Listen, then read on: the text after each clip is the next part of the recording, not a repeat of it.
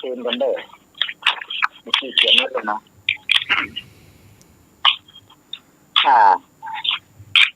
วันนี้เกี่ยวกับ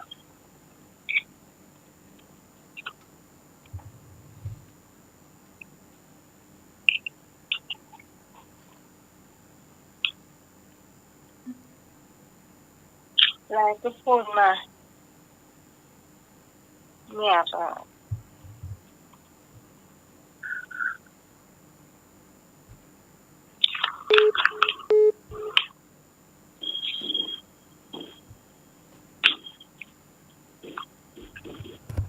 ทำไมถามปัญหาข้อที่หนึ่งเนาะสังเวชนียสถานคือสถานที่อันพุทธบริษัทควรไปดูมีทั้งหมดกี่แห่งกอไก่4 แห่งขอไข่5 แห่งคอควาย6 แห่งงองู7 แห่งสังเวชนียสถานที่อันพุทธบริษัทควรไปดูมีทั้งหมดกี่แห่งกอไก่4 แห่งขอไข่5 แห่งคอควาย6 แห่งงองู7 แห่งกอไก่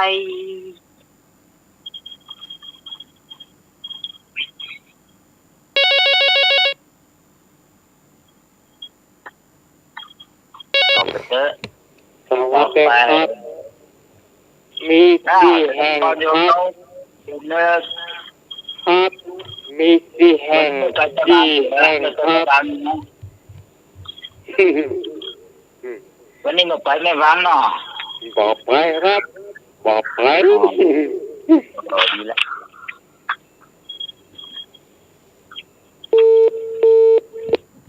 สมนึกกอไก่โกงกนะครับ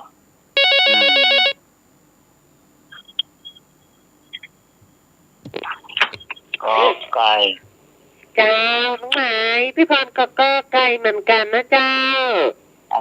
ลาภาษาเพื่อจามพี่พรเจ้าเจริญพ่อไก่จันมาพี่กรเจ้าพี่กร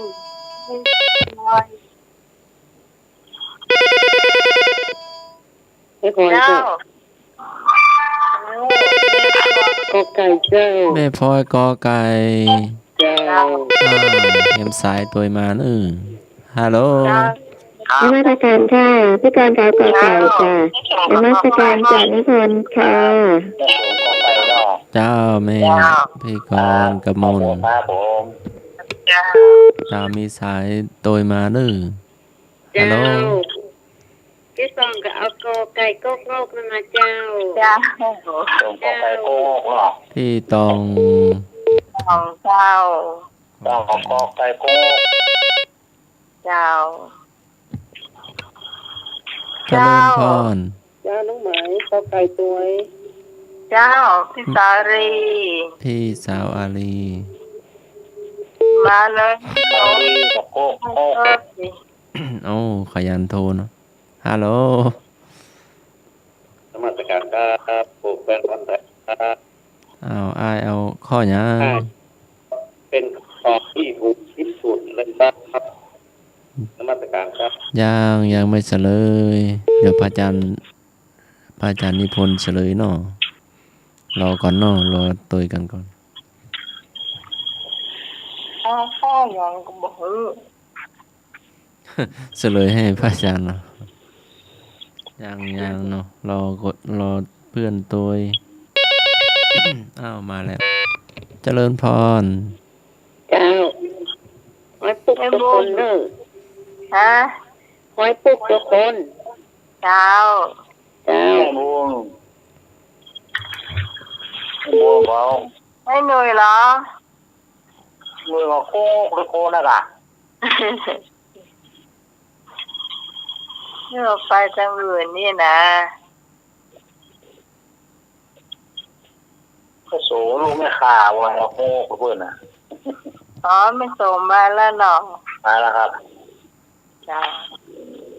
มันโทรศัพท์หลายสายก็เลยมันไม่ยินเนาะครับถึงแล้วล่ะ แม่ส่งสีโรวันเอาห้อไหนครับ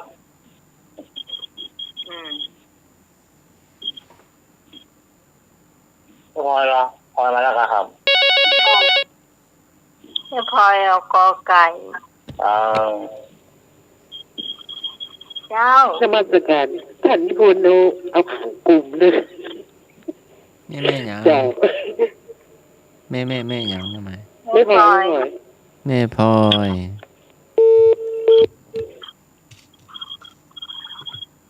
แล้วทีนี้แม่อย่างเนาะที่อยู่ห้วยลานเนาะก็ชอบมากเหมือนกันนะ ต้องอ่ะไอ้กองไอ้ก้อยไอ้ก้อย บุญศรีแม่บุญศรีเจ้าถ้ากับแม่จะอยู่แถวลานลานครูบาศรีชัยอ่ะโตมาตัวเนื้อเจ้า ตั้งเสียงเลยนะครับ ที่อยู่แม่เจ๊ยอดตัวเนื้อเจ้า ตั้งเสียงเลยเนอะ จ้างที่กันไม่เฮาเหมือนแน่สายเนาะเพราะอายุนักแล้วนะครับ ได้ยินว่าแค่หัวอยู่ครับ แม่สุพิษเนาะสุพิษแม่ย่อยเนื้อเจ้าแล้วก็พี่สาวสุพิษถึงเฮาเนื้อเจ้าที่อยู่จ้างการเจ้าโอ้มาตัวเนื้อไม่นวลตัวเจ้าไม่นวลไม่นวลที่อยู่ป่าแดดเนื้อเจ้า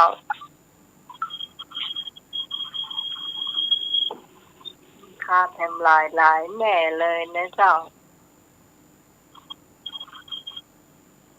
แม่ยังก็เดี๋ยวก่อน เลขกับปูนนะครับ เดี๋ยว โซทอน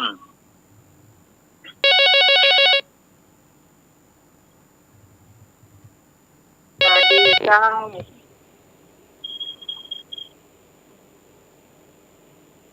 เจ้าอะไรเจ้าน มัสการครับผมแฟนพันธุ์แท้ครับ ว่าอะไร ต้องบอกว่าคิดครั้งจิตโทรมาด้วยครับครับนมัสการครับ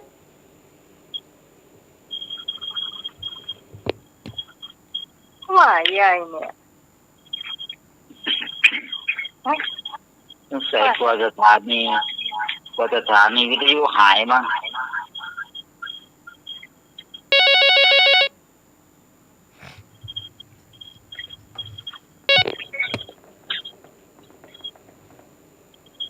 ว่าอะไร สวัสดีเจ้าที่สมัยเจ้า เจ้าเนาะ สวัสดีท่านอาจารย์แล้วก็สวัสดีลุงมวยเจ้า เจ้า แม่เอาก็ใกล้เหมือนกันเจ้า อันนี้จาก แม่ย้อยเจ้า ย่อยแม่สุพี่จ่อ เจ้ามาแล้วเจ้า เจ้าขอบคุณนะเจ้า สวัสดีเจ้า ครับผมครับ เจ้าแม่สุพิษ เฉลยเจ้า เฉลยเด้อสังเวชนียสถานคือสถานที่อันพุทธบริษัทควรไปดูมีทั้งหมดกี่แห่งกอไก่4 แห่งขอไข่5 แห่งคอควาย6 แห่งงองู7 แห่งที่มีใครตอบข้ออื่นบ้างเนี่ยมีครับผมไม่มีเลยใช่ไหมครับแล้วก็โยมไหมอยากฟังโยมไหมว่ามีกี่ที่ว่าตอบ4 ที่เนี่ยมีอะไรบ้างอ่ะโยมไหมตอบมาหน่อยสิ ก่อนโลกนี้มีเป็นที่ประสูติ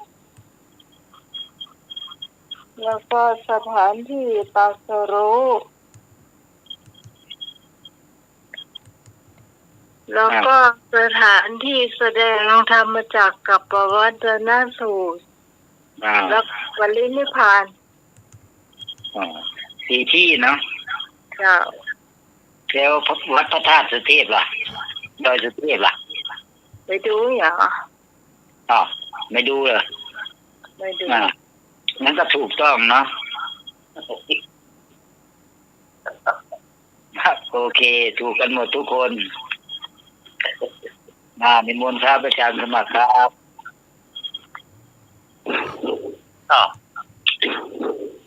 มีแต่คนเก่งๆเนาะเนาะสุดยอดสุดยอด ก่อนปรินิพพานพระองค์กล่าวโอวาทหนึ่งการบูชาพระองค์อย่างแท้จริงคือการปฏิบัติธรรมให้สมควรแก่ธรรมพุทธศาสนิกชนต้องการเฝ้าพระองค์ที่สังเวชนียสถาน 3. การวางตัวของภิกษุต่อสติต้องคุมสติไม่แปรปรวนตามราคะตัณหา 4. พระบรมสารีริกธาตุของเรื่องของกษัตริย์มันละกษัตริย์ไม่ใช่กิจของสงฆ์ 5. ความพัดภาคเป็นธรรมดาของโลก 6. และธรรมวินัยเป็นศาสดาแทนของพระพุทธองค์ บุคคลไม่เที่ยงแท้และพระสัทธรรม ถามว่าปัจฉิมสาวกองค์สุดท้ายคือพระรูปใด ปัจฉิมสาวกองค์สุดท้ายมีนามว่าอะไร พระสมณโคดม ปัจฉิมสาวกองค์สุดท้ายที่มาตอนพระองค์ปรินิพพานก่อนที่จะปรินิพพาน เจ้าพี่ขอตอบพระสุภัทธาเจ้า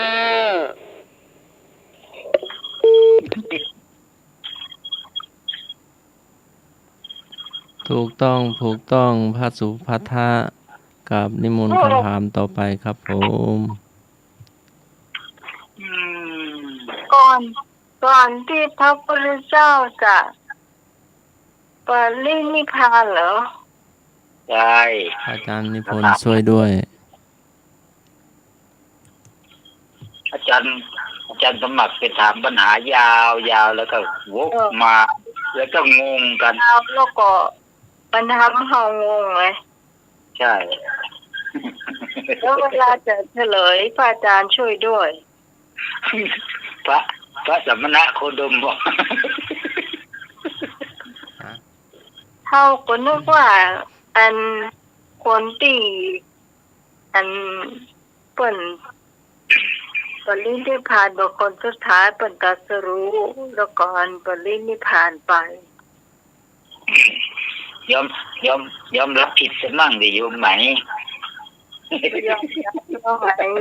ท่านสมัครผิดเกินหนึ่งนะสมัครหน้าหมายผิดเกินหนึ่งเนาะเจ้าเอากับนิมนต์พระอาจารย์นิพนธ์หรือว่าจะเพิ่มเติมก็ได้เนาะครับผมถูกต้องแล้วแหละสุภาสุภทะคนองค์สุดท้ายแหละถูกต้องปัญหาข้อที่ 3พระพุทธองค์ตรัสบอกพระอานนท์ว่าการปฏิบัติต่อสตินั้นมีกี่อย่างกอไก่3อย่างขอไข่4อย่างคอควาย5อย่างงองู6อย่างพระพุทธองค์ตรัสบอกพระอานนท์ว่าการปฏิบัติต่อสติมีกี่อย่างกอไก่3อย่างขอไข่4อย่างคอควาย5อย่างแล้วก็งองู6อย่างกอไก่เจ้า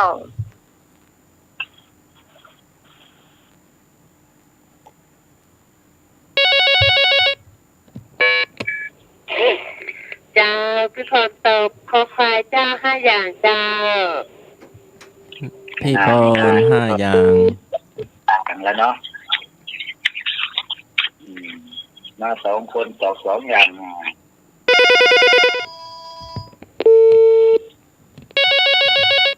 สายรถไปโทรมาใหม่เนอะพี่พรขอไข่จ้า พี่กรณ์ขอไข่ สายตัวมาเนอะ เจริญพร เจ้า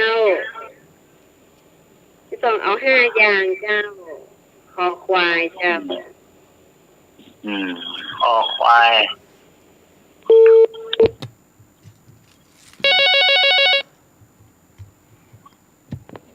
แต่ครับ Ừ. เพิ่มมาเพิ่มเป็นหน้าเพิ่มมาเพิ่มงงนี้ ไอ้นก เพิ่ม ง มาเพิ่ม ง พอใกล้ขอไส้ เอา ครบหมดละเอเจนนอ หมดละ ครับของงงงูนี่หมดครบ แผลบ้างหนักเนาะ ข้อเหนื่อยข้อใดว่ามา ขอขอไก่ครับ งกกันก็ดีเหมือนกันลูก ครับอ้าวโยมหนุ่ยกับโยมไหมนี่ข้อนี้เอาด้วยกันเนาะขอไก่เนาะขอไก่ครับผมขอไก่ครับ รับบุญสารีเจ้าน มัสการครับผมแฟนแท้ครับ ครับ สี่อย่างเป็นคำตอบที่ถูกครับนมัสการครับ คนได้เฉยเจ้า สีสันโอ้ วีก่อนผมมาเลย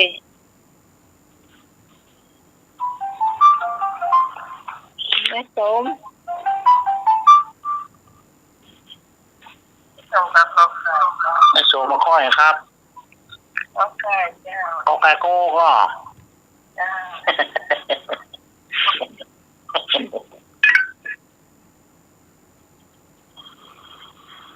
ไม่โซขอไก่โก้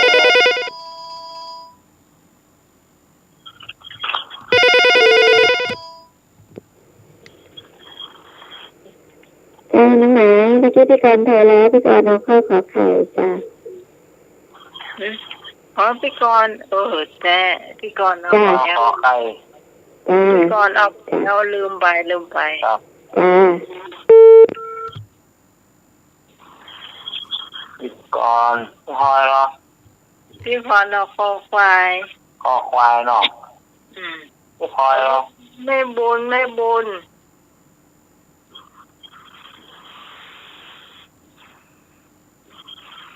พอยบ่สร้างข้ออะไรนี่ ควาย ขอควายเนาะ คอควาย5อย่าง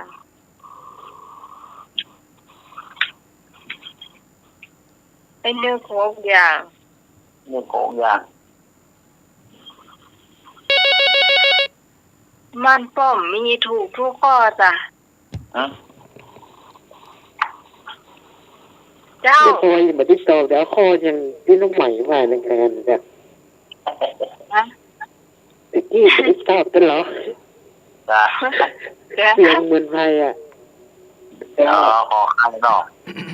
เนี่ยข้ออย่างเนี่ยข้อควายอย่าง ขอควายเนาะ จ้ะ ครับขอบคุณค 5อ รั ย่า บ งเจ้า เบอร์5ประหยัดไฟ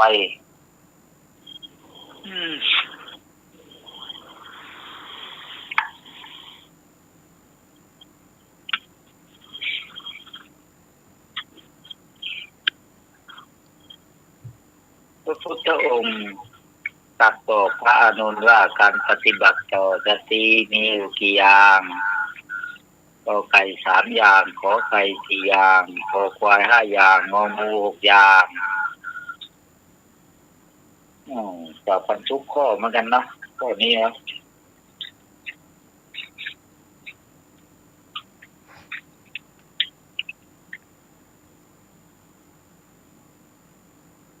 ใช่เลยเจ้า เฉลยเนาะ โอ้ ระพุทธองค์ตรัสบอกวิธีปฏิบัติต่อสติกับพระอานนท์ว่าหนึ่งการไม่เห็นสตินั้นแหละดีสองถ้าจำเป็นต้องเห็นหรือพูดก็พูดด้วยเห็นก็อย่าพูดด้วยอย่างนั้นนะก็สามถ้าจำเป็นต้องพูดด้วยต้องพูดด้วยอย่างมีสติและคอยระวังก็มีอยู่สามข้อเป็นคำตอบกอไก่เป็นคำตอบที่ถูกต้องก็บางคนจะถูกสองข้อแล้วเนาะครับถูกต้องเจ้าครับสุดยอดความเก่งนะวันนี้นะครับโอ้เก่งถ้าวันไหนไม่เก่งก็ถามไม่รู้เรื่องวันไหนตกสู่ก็แปลว่าเก่งจะครอบล้ำเรานิมนต์ครับอาจารย์สมบัติครับครับผมถ้าเขาบอกท่านสบายเลยนะเขาตอบได้หมดนี่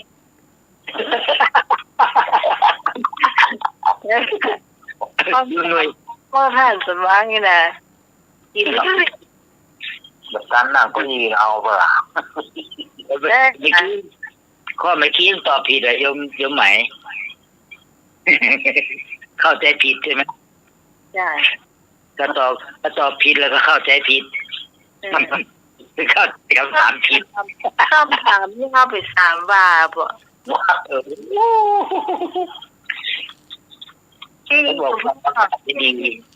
อาจารย์จะถามคำถามมันต้องฟังดีๆเพราะว่าแบบนี้ไม่มีการตามอะไรทั้งนั้นระวังให้ดีเดี๋ยวก็มีการสวดกายอย่างนะอาจารย์ก็บันทึกตัวพี่นุ่มฟังผู้ไม่เจ้าคอยฟังเดี๋ยวก็อารติวิรติปาปาบัชฌะปานาจะสัญญโม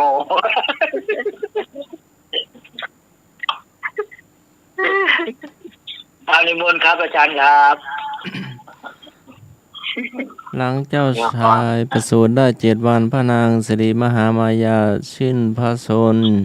จึงทรงอยู่ในความดูแลของพระนางประชาบดีโคตมี ซึ่งเป็น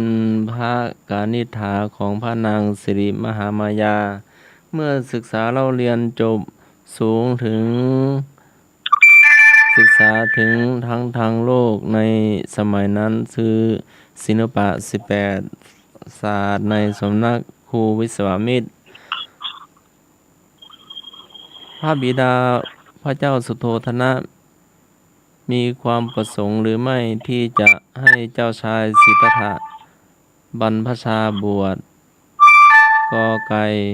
ไม่มีความประสงค์จะให้บรรพชาขอไข่มีความประสงค์จะให้เจ้าชายสิทธัตถะบรรพชา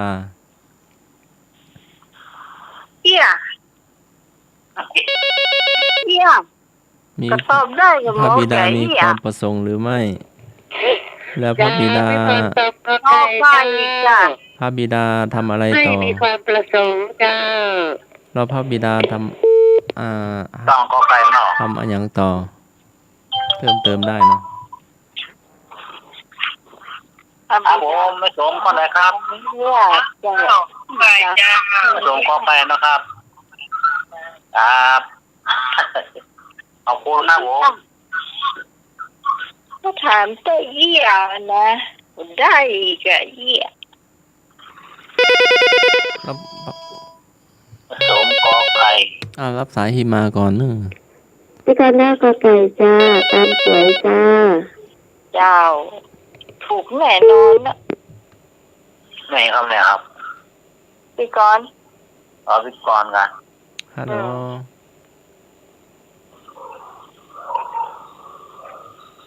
ฮัลโหลมีอยู่หน้าใหม่แล้วนึงนมัสการครับผมแฟนบัตรแท้เจ้าประสงค์จะให้บวชขอบวชนมัสการเจ้าเพื่อบวชนมัสการครับ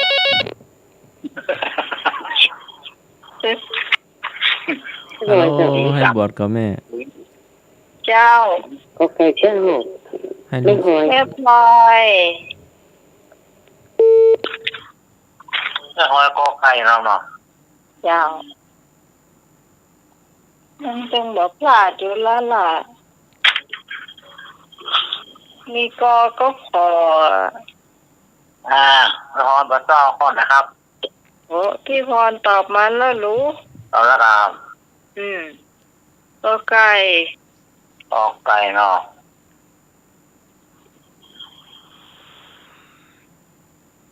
สมนึกว่า พี่สาลีต้นเตา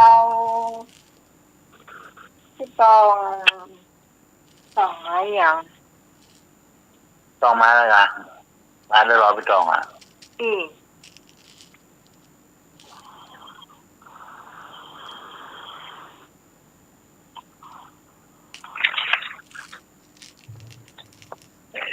งอไก่งอคอควายงองูว่างนะครับ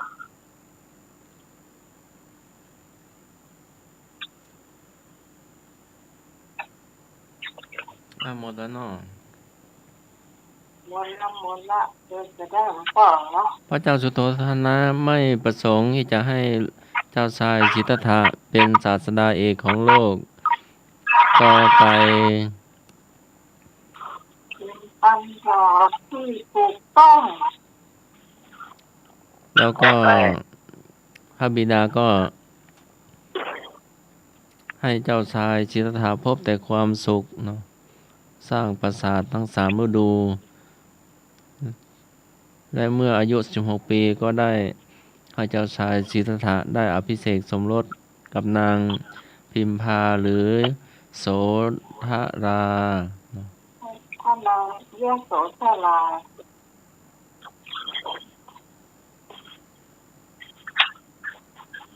ครับผม ผมข้องเจ้าอาจารย์นิพนธ์เจ้า แถมข้อได้แล้วเนาะ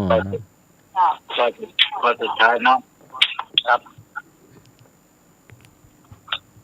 อุเทสิกะเจดีย์หมายถึงอะไร อุเทสิกะเจดีย์หมายถึงอะไรกอไก่สถานที่ตรัสรู้ขอไข่สถานที่แสดงปฐมเทศนาคอควายสถานที่ประสูติงองูพระพุทธรูปปางต่างๆคำว่าอุเทสิกะเจดีย์หมายถึงอะไรกอไก่สถานที่ตรัสรู้ขอไข่สถานที่แสดงปฐมเทศนาคอควายสถานที่ประสูติงองูพระพุทธรูปปางต่างๆ อ๋ออันนี้ลายกราบเนื้อเฮาเขาแปลมาออกอ่ะ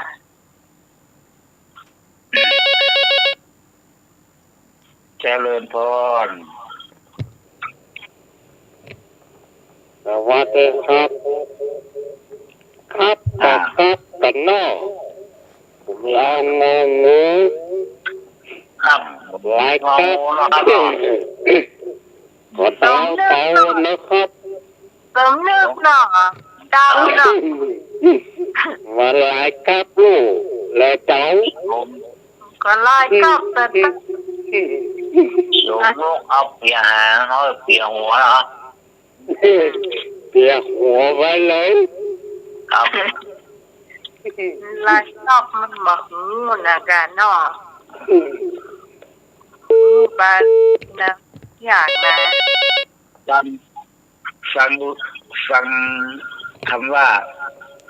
อุเทสิกะเจดีย์มันเป็นเจดีย์นะ ภาษาหน้านิพนธ์เด้อเนอะ เจริญพร แล้วก็ไก่ สถานที่ตรัสรู้เนาะแม่บูนองเนาะ เจ้า ครับแม่บูนกอไก่โกงกตอบมา2 คนแล้วเนาะเดินนึกตอบงองูเนาะ เจ้า เจริญพร สมัติการครับผมแปดวันแรกครับ รู้แล้ว การป ตอบ ฐ ข้อ ม ไหนตอบข้อไหน ขอไข่ครับอาจารย์ครับ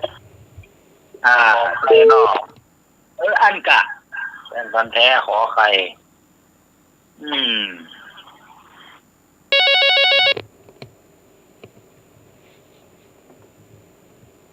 ไม่คอยเดาเนาะเอางูเจ้าง องูเนาะ แม่พลอย งองูคอยบอดสร้าง วันนี้เสียให้เอกจักปิ้งวงกับจักปิ้งเดี๋ยว บอดสร้างช่วยสุรีเรานี่น้ำหนักเนาะโยมพรเอาข้อไหนโยมพรเอาข้อไหนโยมพรเอาข้อไหนมายังพรยังมาแล้วครับผมอ๋อนี่ตอบ พี่พรก็คิดอะไรอยู่ พี่กรกระโมนมาเปิดประกาศเตือนอยู่ค่ะ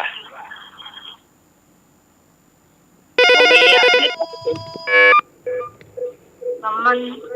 ไม่ได้ อาจารย์นิพนธ์ทวนคำถามในทีที่จ้ะ พี่กร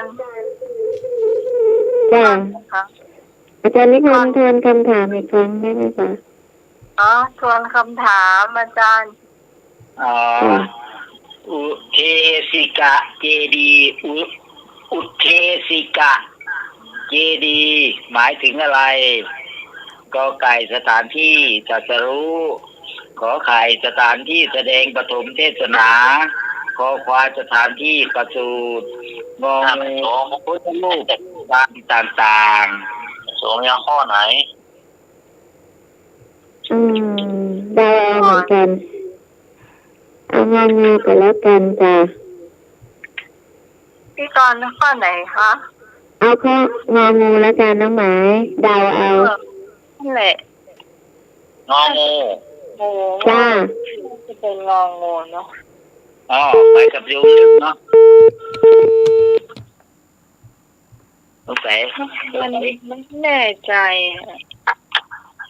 ไม่แน่ใจเพราะว่าเราแปลไม่ออกคำว่าอุกะ อุเทสิกะเจดีน้องหมายพี่พรต้องกอไก่ดีกว่าเจ้าว างกอไก่เนาะกอไก่2 คนงองูก็2 คนขอไข่นี่แฟนพันธุ์แท้เก่าขอไข่เนาะครับ งูรู้สึกว่ามีหลายคนกะ 3 คนไป2 คนมั้ง3โยมกับโยมนึกสมนึกกอไก่ก็มีโยมพร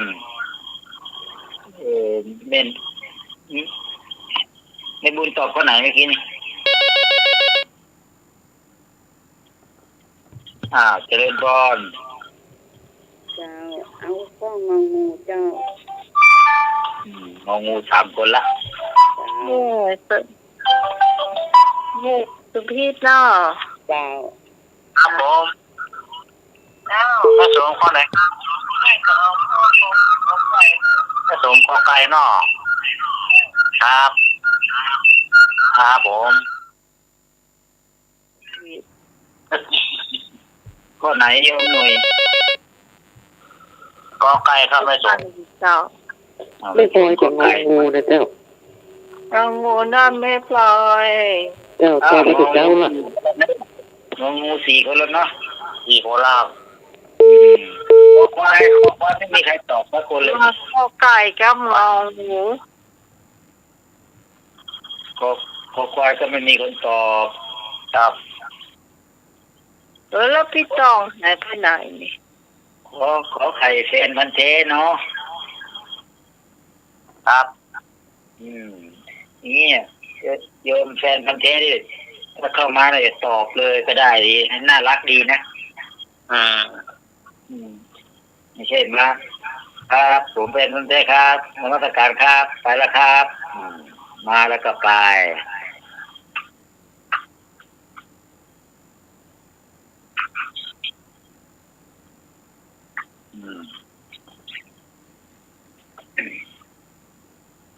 ใช่เลยเจ้า จะคิดเดี๋ยวจะได้มีการทำอาหารเนอะวันนี้นะ อ๋ออุเทสิกะเจดีย์หมายถึงอะไรก็ไก่สถานที่ตรัสรู้ขอไข่สถานที่แสดงปฐมเทศนาขอควายสถานที่ประสูติงองูพระพุทธรูปปางต่างๆยุ่ไหมตอบข้อไหนเมื่อกี้นี่ก็ไข่ครับ งองู งองูอ่ะ เจ้าง อเฉลยเนาะ เจ้า อุเทสิกาเจดีย์คือ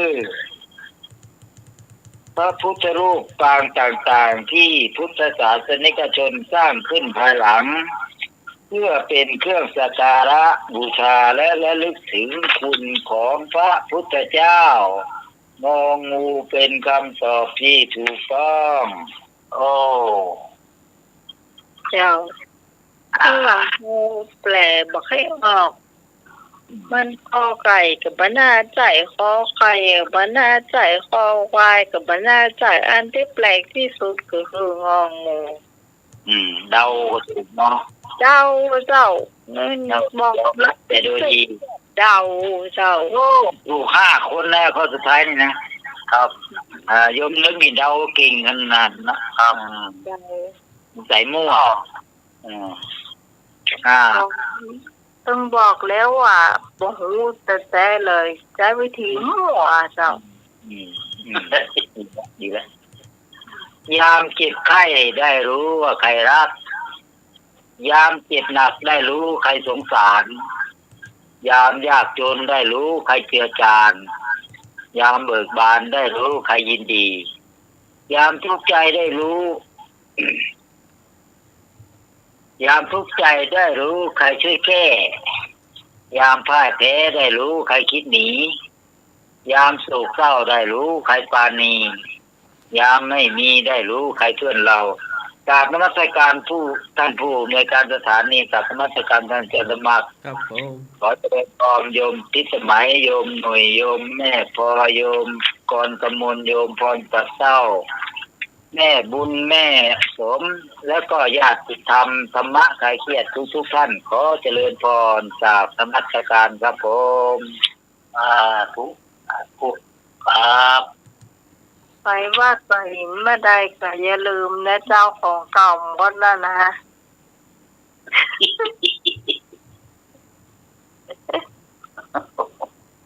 อันนี้ให้หนุ่ยสอนเฮาเด้อ โอ้โห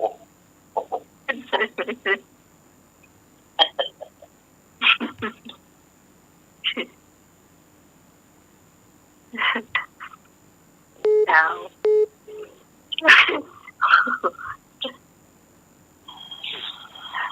ไม่ลืมหรอกเดี๋ยวมีเวลาได้เข้าไปขอวันที่14ไปก่อนเนาะไม่ลืมแบบนั่งหอยตอนแรกว่าจะส่งไปทางโทรศัพท์ถ้าไม่ใช่ก็จะส่งไปทางไปรษณีย์มันก็ไม่มีเวลาออกวัดเลยออกแต่ตอนเช้าก็ไม่รู้จะหอบพลุงพลังมายังไงเดี๋ยวขออนุญาตอาจารย์สมัครก่อนเนอะอาจารย์สมัครรอหน่อยถ้างั้นก็มหาลัยเปิดแล้วก็ไปหาที่วัด7 ยอดก็แล้วกันวันที่14 15 16อยู่อาทิตย์นี้อาทิตย์ถึงแต่วันที่14 15 16 17 18 19อยู่หมดเพราะว่าช่วงนี้จะมีการสอบนักธรรมเนาะกว่าจะเสร็จงานอะไรนะเดือนยี่เป็งก็มีการสอบต่อก็ไปเรื่อยๆยาวไปวันที่14มหาลัยถึงเปิดก็จะเข้ามหาลัยวันที่14เดี๋ยวจะเอาไปด้วย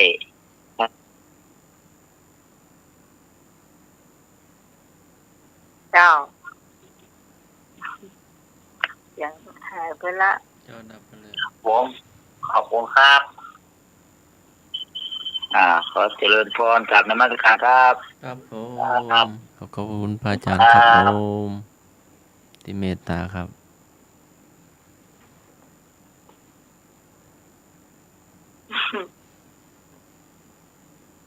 แล้วต่อไปเป็นช่วงอาหารการกินเนอะเจ้าอย่าเข้ามาก่อนระวังแม่บุญกับพี่พรเจ้า ช่วงนี้ก็เป็นช่วงของอาหารการกินเวลาเขาอยากกินข้าวพอดีนะเจ้าเดียว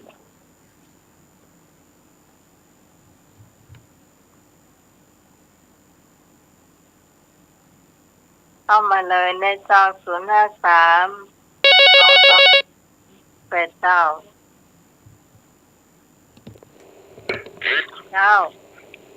น้องใหม่เจ้า อ๋อ วันนี้พี่ฮอนจะทำยำผักบุ้งกรอบเจ้า อาหารที่รสอร่อยมากๆเลยเจ้าน้องไหม เจ้า เจ้าอันนี้เป็นอาหารที่พื้นบ้านเฮามีเนาะมีผักบุ้งเมืองเฮาเนี่ยเจ้าแล้วเอามาทำเป็นอาหารที่เลิศรสเลยเจ้าเฮาจะเป็นกับแกล้มก็ได้ อาหารว่างก็ได้เนาะจ้าวิธีทำนะเจ้ามันง่ายน้องไหมเอาพวกผักไปเก็บผักบุ้งเปลี่ยนตำมวนหิมเนี่ยก็น้ำเมืองใช่น้ำเมืองที่เจ้าเอามาเก็บมาเอาเลือกใบงามๆนะเจ้าบะแก่เกินไปบะอ่อนเกินไปนะเจ้าเอาเฉพาะใบมันนะเจ้าก้านบะเอาละเจ้าเด็ดใบงามๆไว้สัก10 ใบเนาะจาก10 ใบล้างน้ำให้สะอาดนะเจ้าแล้วเอามาล้างน้ำสะอาดแล้วก็ผสมแป้งทอดกรอบประเจ้าผสมให้ข้นพอดีนะอย่าไปให้เหลวหรือข้นเกินไปนะเจ้าเอากลางๆเนาะจะแล้วก็ตั้งหม้อน้ำมันนะเจ้าเอาตั้งกระทะเอาน้ำมันใส่พอกะว่าปริ่มใบผักบุ้งนะเจ้าพอน้ำมันร้อนพอดีใช้ไฟปานกลางเนอะเจ้าพอน้ำมันร้อนเราก็เอาใบผักบุ้งชุบแป้งลงทอดให้กรอบเหลืองงามๆนะเจ้าเหลืองเขากลับไปกับทอดกลับไปกลับมาพอมันเหลืองพอใบผักบุ้งเหลืองเขาก็ตักใส่กระชอนนะจะเด็ดน้ำมันแล้วก็ใส่จานไว้ก่อนนะเจ้าทอดอย่างนี้จนเสี่ยงใบผักบุ้งนะเจ้าเขาก็พักไว้เนาะพอให้มันเย็นนะเจ้าแล้วก็เขาก็มาทำน้ำยำนะเจ้าน้ำยำก็มีพริกขี้หนูประมาณ5-6 เม็ดเจ้าพริกขี้หนูเขาโขลกขึ้นละเอียดเลยนะเจ้าถ้าบะหั่นก็ต้องการหาให้เผ็ดเต็มหน่อยเนาะเขาโขลกขึ้นละเอียดเลยเจ้าโขลกทิ้งไว้และน้ำยำก็ทำมาปรุงน้ำยำนะเจ้าเขาก็เอากระมังมาเนาะเจ้าเอากระมังมาเอาพริกขี้หนูที่เอาโขลกแล้วนะใส่ลงในกระมังเลยนะเจ้าแล้วก็ใส่น้ำปลา2 ช้อนโต๊ะเจ้าน้ำเชื่อมนี้ใจน้ำตาลปี๊บนะเจ้าเชื่อมน้ำประมาณ2 ช้อนโต๊ะนะเจ้าแล้วน้ำมะนาวให้เท่ากันนะเจ้าประมาณ2 ช้อนโต๊ะมันจะมีรสพอดีเจ้าคลุกเคล้ากันไปกับน้ำยำนะเนาะน้ำยำคลุกเคล้ากันไปแล้วก็ตั้งเดี๋ยวเอาพักไว้ก่อนนะเจ้าแล้วตั้ง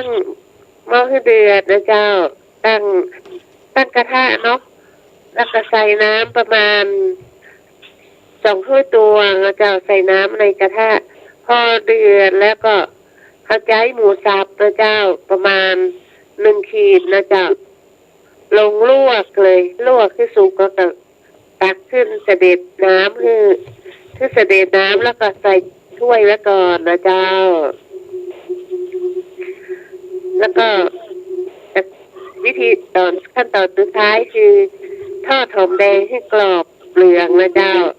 เอาหอมแดงประมาณ 5-6 หัวเนาะล้างให้สะอาดแกะเปลือกให้สะอาดแกะเปลือกออกและล้างให้สะอาดมาหั่นบางๆนะเจ้าหั่นขวางนะเจ้าบางๆแล้วก็ตั้งหม้อน้ำมันเนาะทอดหอมแดงให้กรอบนะเจ้าเหลืองพอหอมเหลืองก็ตักใส่กระชอนเนาะเสด็จน้ำมันและใส่ถ้วยไว้นะเจ้าวิธีผสมมาจากพิธีทำน้ำยำก่อนเราทำน้ำยำเตรียมไว้แล้วเนาะที่มีพริกขี้หนูบดแล้วเนาะตำเสร็จละเอียดแล้วก็ลงในกระมังใส่น้ำมะนาว2 ช้อนโต๊ะน้ำปลา2 ช้อนโต๊ะและน้ำเชื่อม2 ช้อนโต๊ะแล้วคนให้เข้ากันจะแล้วก็เอาหมูที่เราลวกเสร็จสุกแล้วเนาะลงในน้ำยำคนให้เข้ากันนะเจ้าวิธีตอนถ้าจะรับประทานเราก็เอาผักบุ้งที่เราทอดเสร็จแล้วเนาะลงเรียงในจานที่เป็นลงเรียงในจานเลยนะจ๊ะแล้วก็น้ำยำที่มีหมูบดเลยนะลงราดเลยนะจ๊ะสุดท้ายก็เอาหอมแดงทอดเนี่ยโรยบนอันผักบุ้งที่เรายำนั่นแหละจ๊ะจะอีก็ลำแล้วเสร็จแล้วก็รสชาติที่สุดยอดเลยน้องหมายอร่อยมากๆจ้ะไปอีละก็ได้อาหารจานพิเศษของเราแล้วเจ้าแต่วันนี้แม่บุญจะทำหยังเชิญแม่บุญเข้ามาเลยนะเจ้าขอบคุณพี่พรนะเจ้ายำผักบุ้ง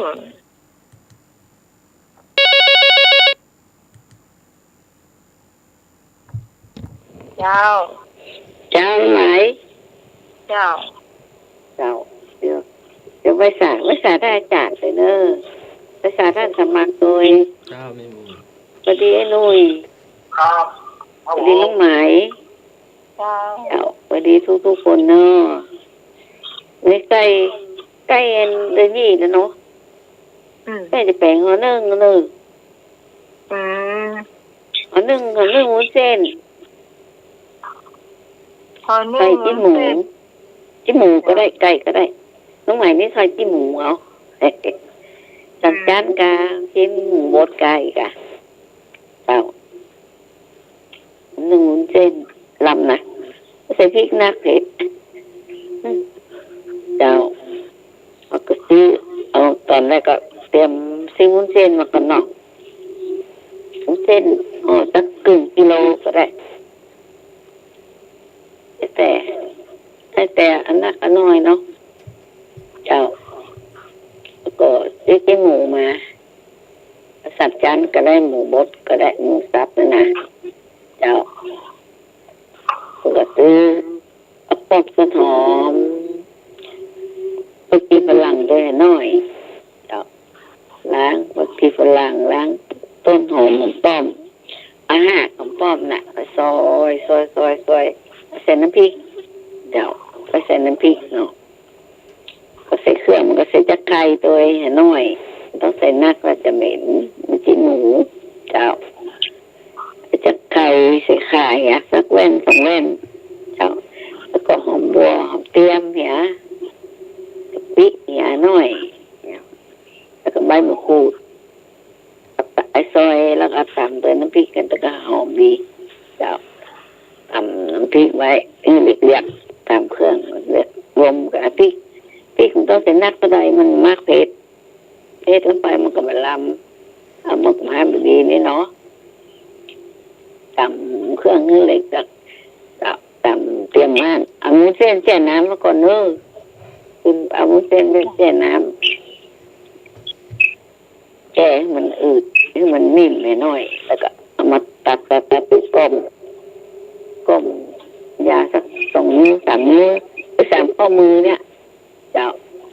มันจะยาวลงไปเนาะ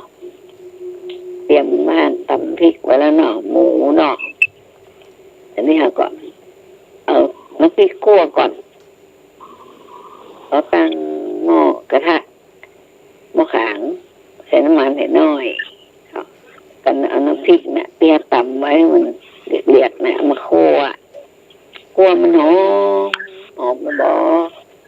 ก็เอาหมูที่ผมลองคั่วตัวเองเดี๋ยวคั่วมันคั่วอันแล้วก็ล้างคุกน้ำคุกก็ใส่ที่อันตัวที่คั่วหมูอ่ะเดี๋ยวคั่วแล้วก็ปรุงเครื่องนะใส่รสดีใส่ชูรสกาจิ้มก้อยให้หน่อยจางก็เนาะแล้วกินตอนนู้นก็ได้เวลาเอากลนกับอันหมูเส้นนะเอากลนเสร็จแล้วก็จุดพวกมันสุกก็บอกสุกก็ได้น้ำสุกไม้ดีก็ได้อะว่าเอาจะนึ่งอยู่จับก็ปิดไปยกลงมาก็เอาหมูเส้นเนี่ยเอามาใส่กระมังก็ได้กระมังให้มันดีเนี่ยแต่ก็จีนหมูกับจีนน้ำพริกเจียวคั่วน่ะไปส่วนตัววุ้นเส้นนั่นน่ะกากระต่อยต้นหอมป้อมจีนหลังใบมะกรูดสูตรก้นด้วยกันนั่นน่ะกับก้นมันค่อยเข้ากันจะแล้วก็จิ้มเอามือแตะจิ้มไปจ่ายเนี่ยก็เติมเอาแล้วนี่ก็ห่อเนาะตองมาเนาะโอ้ตองหลังบ้านใหม่ไปเลิกไปเตอนะส่วงช่วงก็ได้2 ก้านนี่ตัวเนาะปออยู่กันปอก็โตต้งเอาใหม่เนาะมาชีเป็นบ้างนะปลาก็มอกปลามือนี่เนาะปลามือนี่เนาะเจ้าหัวตาตายฮะเจ้าใส่สัก2 จานเจ้ากับหัวกับหางเนี่ยเนาะเรียบร้อยเจ้าแล้วก็ตักวุ้นเส้นน่ะผักหมักผักก่อนใส่ผักก็ได้ใส่ยังผักแคน่ะแต่น้อยต้องใส่นักอ่ะเจ้าคนแล้วก็ตักวางเขาจะห้องใบอย่างก็ใบตาเสือก็ประกาศข่าวก็แต่พื้นมันน่ะมันก็ล้ำดีกันนะหอมดีจับตั้งตอนนี้ก็ตั้งอันซึ้งตั้งน้ำไว้มันนอนก่อนซึ้งไว้แล้วก็ห่อมันก็รับวางไม่ซึ้งอ่ะห่อเป็นมดอ่ะนึ่งที่ไม่15 นาทีก็สุกแล้วตาบุญนะก็ล้างปุ๊บใส่น้ำต้องมีน้ำไปหน่อยเนาะในบุญมันจะสุกเจ้าใส่น้ำตัวเห็นหน่อยมันมีน้ำไปหน่อยเจ้านึ่งแล้วก็15 นาทีก็สุกละเจ้า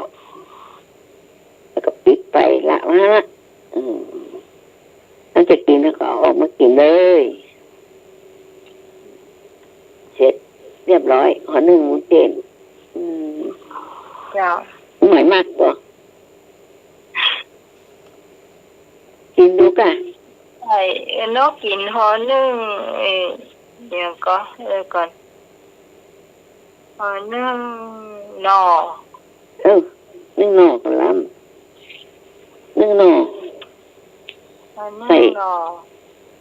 จ้ะ1 หน่อกับอย่างใส่หมูใส่ไข่1 หน่อก็ต้องก็ใส่วุ้นเส้นด้วยอันกะล้ำไอ้วุ้นเส้นใส่ปีด้วยกะล้ำเอา1 หน่อกับปีอ่ะใส่ไข่ไปให้หน่อยต้องไข่ใส่สักแก่น2 แก่นน้ำพี่พรเปิ้นยำจิ้นไก่แล้วก็ปีบ้านเปิ้นบ่มีบ้านต้องก็ซ้ำยำจิ้นไก่ซ้ำจีปีขวัญโจนกันยำจิ้นไก่โจนกันเหียแล้วก่อนต้องเพบ่กินปีเอาปีขวัญเงี้ยเลยแล้วก็พี่พรก็บอกว่าแม่อันนี้นะ แม่เอาปีที่มันขาวๆแล้ว ถ้าไก่ใกล้สุกนะแม่เอาต้มแต่ไก่ให้เตอะเลยเหรอ แม่น ต้มไก่ให้เตอะแล้วก็ อืม ถ้ามันสุกเอามาฉีก มาฉีกไก่เนี่ยลำเนอะแม่จำเอาเห็ดแต่เจ้านี่ไม่ยำไม่เอาเห็ดเอา บางเวลามันได้กินก็เปิดจ้าเอาก็เลยบอกว่า อ๋อต้องไปกินไก่ เจ้าไม่มากินเมื่อแล้วเจ้า จ้าจำอยู่ ก็เลยไม่ได้กิน กินที่หมู พอไปเห็นได้ว่ามันลำไอ้โดนว่าคับหมดละเดี๋ยวจะคับทางอ้อม ปีเอายำกับลำล้อปีอ่ะซอยอ่ ไอ้ อน ถ้าปียัง ๆเจ้า ลำเลย ซ่า ทำ น้องซ่าเนาะ หมอวันเดอร์ตาปีครับน้อง น่ะซอยอ่อนๆหน่อย ครับ เจ้าถ้าจะแค่หมูก็ได้จิ้นหมูก็ได้ตำน้ำพริกยางนั่นเนาะตำผักน่ะใส่ข่าหน่อยหอมเจ้าซอยผักกว้างต้นหอมเนี่ย ครับ ลำปีก็เลิก หน้ากลางแล้วแม่ไปแม่เอามาอยู่หรอ ไม่ต้องไปบึกกี่ปีก็กี่เดือน แต่แม่มาหัวนึ่งอ่ะ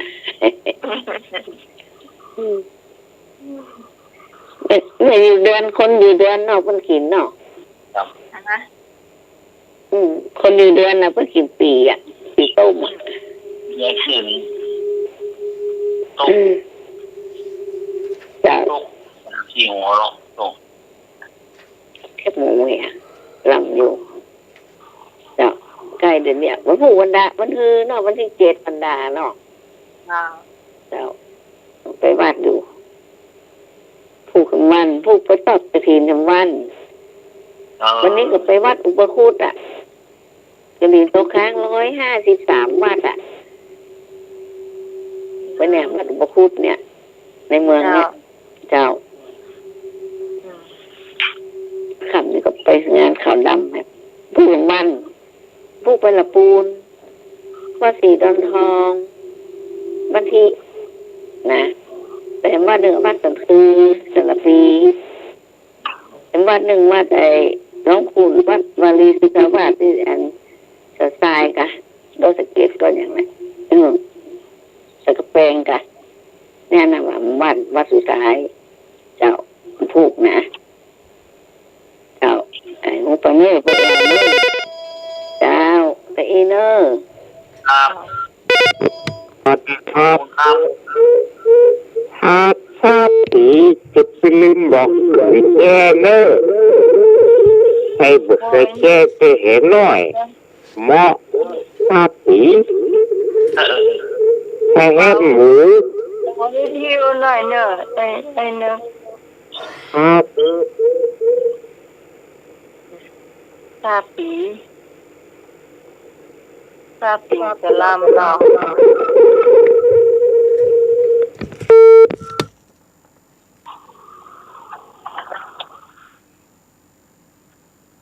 อาหารการกินหมดไปเจ้าชอบต่อไปเป็นเหล้าเจี้ยมาด้านสมัครมา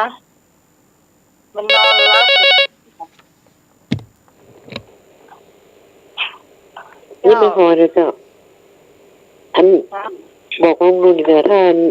หมาดีของไม่พอเลยนะของรับสำนึกคือไม่พอจะได้โอนตังเข้าไปเนาะ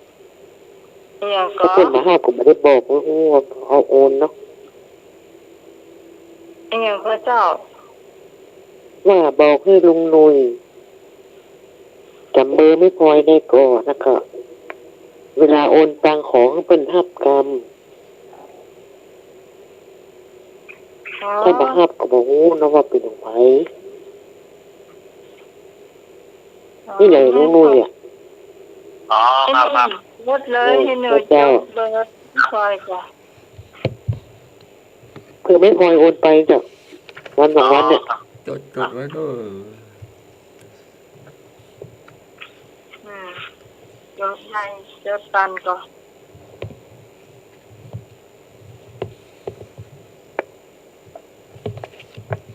เจ้า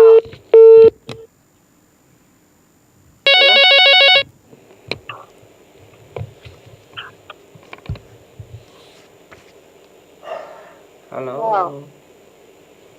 นมัสการครับผมแฟนพันธุ์แท้ครับ หนัง ต้มไก่ปีแกงปีอะฮะห่อหนึ่งอ่ะ มันสู้ลาบมาได้หรอกครับ เดือนยี่นี่ต้องกินลาบครับน่อลาบเมาะนี่ต้องลาบควายครับน่ออร่อยครับนมัสการครับ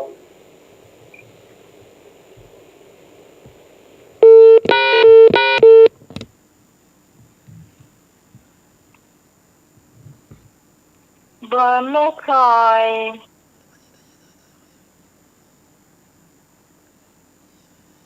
อยู่ที่ท่านสมัครก็ใช่มีอยู่กันเนาะ ไปเนาะ แม่พลอยอ่ะ เจ้า เบื่อ อืม เบื่อโทรศัพท์อ่ะ อืม แจ้งไม่หรอ เพื่อโทรหาไอ้หนึ่งจะบอก อ๋อนั่นมันนั่นฮับเมื่อกี้ปิดไปรุดไปแล้วกับบริษัทเจ้านายบนได้ไปส่งวัวส่งห้าส่งนี่หลวดลืมเหมือนกันไว้ เจ้ามีอ โห ยู่ ดไม่หอยเนอะ เจ้าเดี๋ยวเอาลูกให้น้อง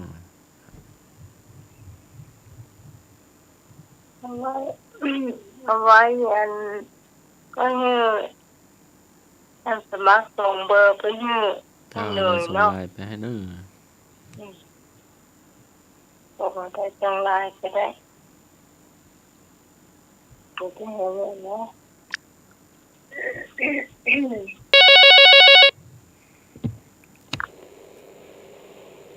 เจ้า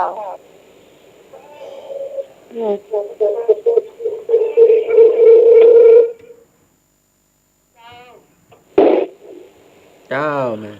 อันนี้เป็นเราที่ฟังประจำแต่ว่าบอกได้โทรนะเจ้ารับฟัง ชื่อหยังจากที่ไหน ชื่ออย่างเจ้า แม่ชื่อหยัง อันก็ข้าเจ้าได้บุญต้นวันเสาร์หน้าต้นบอกวิธีทำเก่งกระด้างเจ้า เจ้าแม่ชื่อหยังอยู่จากไหนแม่ ที่แม่อุ่นเจ้า ชื่ออะไรนะ แม่อุ่นเจ้า แม่อุ่น เจ้า แม่อุ่นโทรจากไหนแม่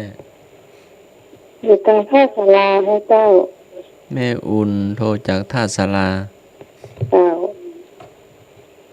แม่อุ่นท่าศาลาตำบลท่าศาลาเจ้า หัวข้อเลยตั้งหัวข้อหนึ่งกับหัวข้อหลวงเจ้า อ๋อตำบลบัวโคกหลวง เจ้า บ้านรับ ท่า ฟัง ศา มา ลา ตลอดรับฟังมาตลอดเจ้า บ้านท่าศาลามันก็เจ้า เจ้า ตำบลบัวโคกหลวง ตำบลท่าศาลาเจ้าบ้านหัวข้อหลวงเจ้า อ๋อสลับกันเนาะท่านสมัคร วันเสาร์หรือว่าวัน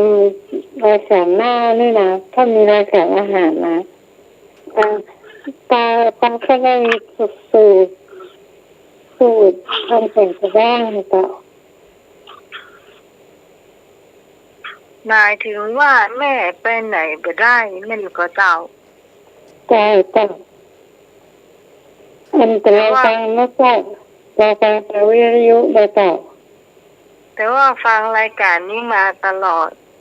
ฟังมาตลอดแต่บอกค่าโทรเจ้า อ๋อเจ้า แต่ได้มีความสนุกสนานคึกคืนจากรายการมาตั้งนาน จ้าดีใจที่แม่ฟังแล้ว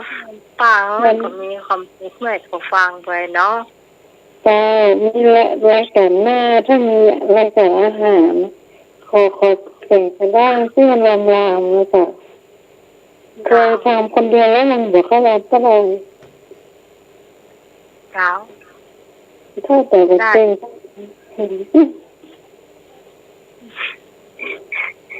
จ้าฟังประตูข้างหัวประตูนั่นไม่เลิกแล้วหนึ่งต่อหาหนึ่งคืออยากให้ถามว่าสามวันเนอารักเนี่ยไม่ได้เป็นตึกเป๊กเนี่ยวันนี้เป็นติดงานครับไม่ได้เป็นตึกเป๊กเนี่ยเป๊กเป็นเจ้าเนี่ยไม่ได้จะเป็นสามวันไม่ได้จะเป็นสามวันเนาะ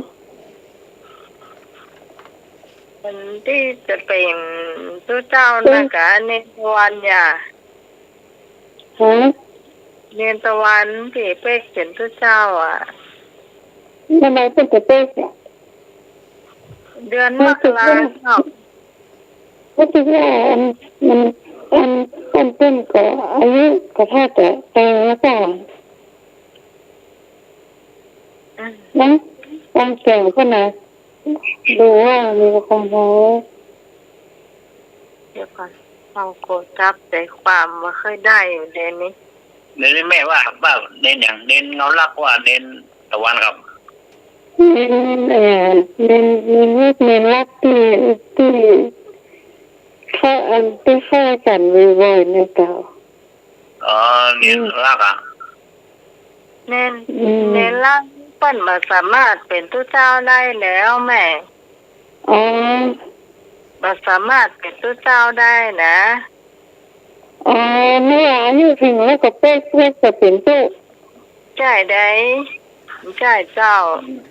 เน้นรักอายุ50ปลายแล้วเป็นแต่ว่ามีเนาะก็สายตาเพิ่มมาดีเนาะสุมาโดยที่ว่าเปิ้นต้องเป็นเนนอยู่จ้านเนาะแต่ว่าความสามารถเปิ้นดีมากเนาะเจ้าดีเป็นเองแต่นะมันเป็นอย่างของเฮาก็อันคิดว่าเปิ้นสายตาดีก็แล้วกันนะเจ้าเพราะว่าความสามารถเปิ้นหนักกว่าเนาะใช่วันนี้เปิ้นลาเพราะว่าเปิ้นบ้านตังวัดเปิ้นมีกฐินเจ้าที่วัดที่ไหนก็วัดนี่วัดกันเมืองตำบลเวียงหนองล่องอำเภอเมืองจังหวัดลำพูนเนาะลำพูนเนาะเจ้าแต่อีนะเจ้าขอบคุณนะเจ้ารักอันฟังตลอดนะเจ้าฟังสนุกสนานคึกคืนดี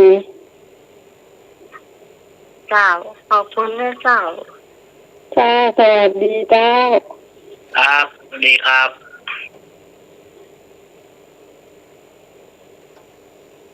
เจ้าเล่าเจียนและเจ้าทำสมัครเจ้า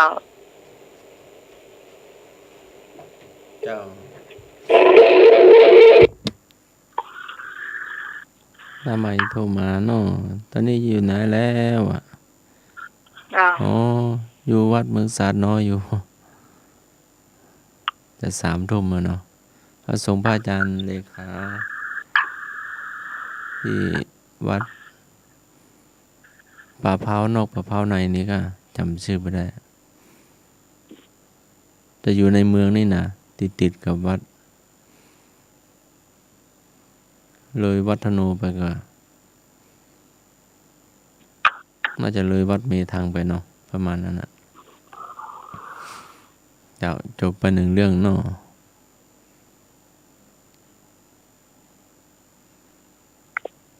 ก็เตรียมกันเนาะเตรียมอุปกรณ์เตรียมรายชื่อเตรียมกระดาษนักธรรมเนาะกระดาษหัวข้อสอบกระดาษต่อกระดาษ อุปกรณ์ปากกาดินสอเชือกแฟ้มอะไรต่างๆเนาะก็ช่วยกันเนาะช่วยกันก็มีพระอาจารย์เลขามีพระอาจารย์วัดศรีบุญเรืองเนาะครูบาอาจารย์หลายๆรูปเนาะมาช่วยกันก็กะว่าจะแต่ว่าก็กะสนทนากันเนาะว่าจะ ถึงเที่ยงคืนหรือว่าไปเรื่อยๆนะครับก็อย่างที่โบราณว่านั่นน่ะเนาะช่วยกันร้ายเป็นเล่นนะเนาะครับถ้าทำคนเดียวก็ช่วยกันหลายก็ความสามัคคีเนาะความสามัคคีนำสุขมาให้ เจ้าก็เดินทางมาถึงวัดเนาะลุงบอยเนาะ เปิด ลุงบ เพ อย ลง มา 2 รอบ กะ การเปิดเพลง2 รอบ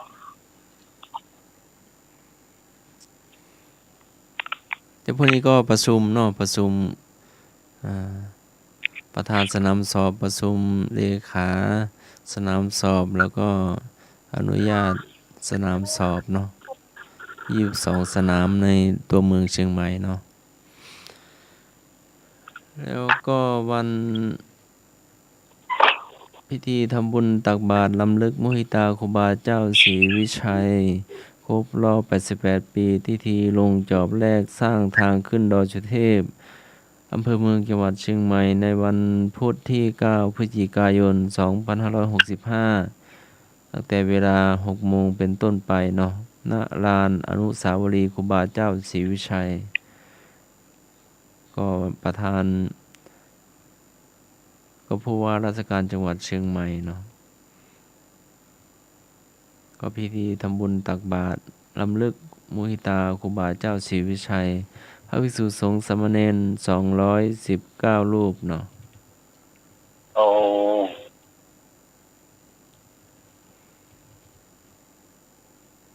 ก็มี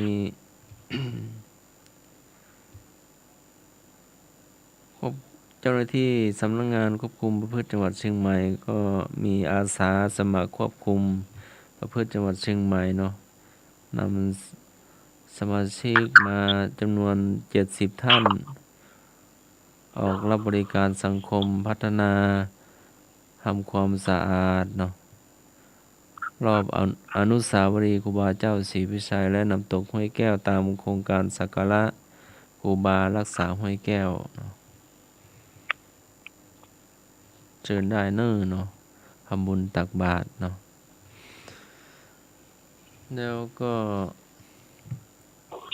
สาขาสมาคมสภาผู้สูงอายุแห่งประเทศไทยในพระราชูปถัมภ์สมเด็จพระศรีนครินทร์พระราบรมราชชนนีประจำจังหวัดเชียงใหม่ขอเชิญร่วมทำบุญทอดผ้าป่าสามัคคีเพื่อหาทุนดำเนินการในกิจการของสาขาสมาคมเนื่องในวันสืบชะตาหลวงในวันเสาร์ที่12เดือนพฤศจิกายน2565เวลา 10 นาฬิกาพิธีถวายองค์ผ้าป่าณวัดสนดอกพระอารามหลวงเจ้าอำเภอเมืองจังหวัดเชียงใหม่เนอะก็ไปร่วมได้เนาะตะกี้ก็ลืมประชาสัมพันธ์ไปเนาะ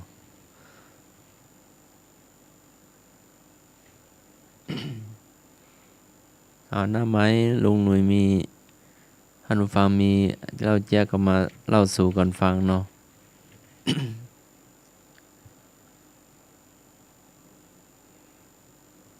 วันที่8เนาะประเพณีลอยกระทงเนาะก็วันนี้บ้านตีมีก้นแปลงต้มประตูป่างั้นที่วัดฝาหินก็แปลงเนาะแข่งกันนะเจ้าแข่งกันต้มประตูป่า เมื่อตามระเบียบปดแข่งก็นิ่นเทศบาลทั้งหมดเลยให้ถึง9 หมู่บ้านก็หา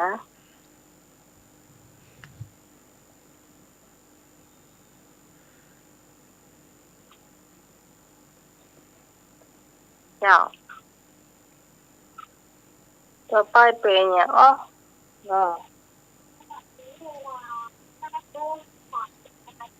ถ้าถุงเสื่องแล้วเจ้า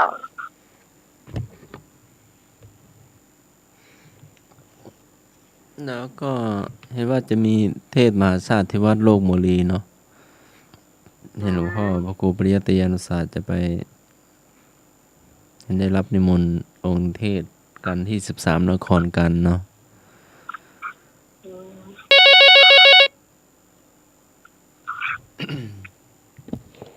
ครับ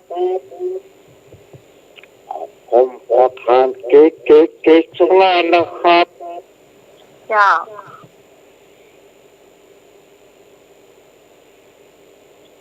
ขอทานเก๊กสักล้านนะครับ ว่ามาเลย สารธรรมคนเฮามนุษย์มีที่สิ้นสุดตึกแล้วก็ถึงผายตั้งแต่เริ่มเก่าถึง90ผายถึงยิงถึงใจหนีไปจุด บอกบน ถูกต้องแล้วครับหนีไปปะปนถึงยิงถึงใจหนีไปปะปนสารธรรมจิตมันเป็นสัจธรรมของชีวิตเขา เจ้า ให้ภายในถึงปะปน เจ้า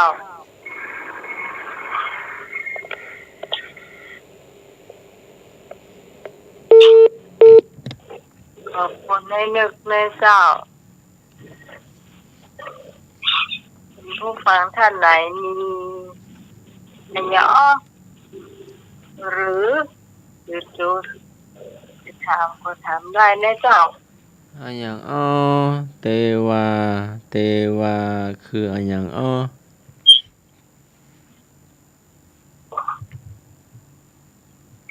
เลิศ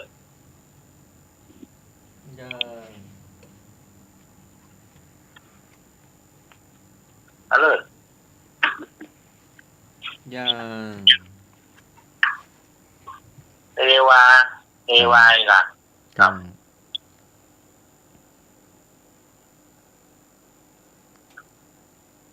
มัน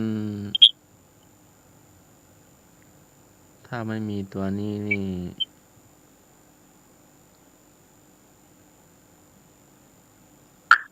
วัวก็หาย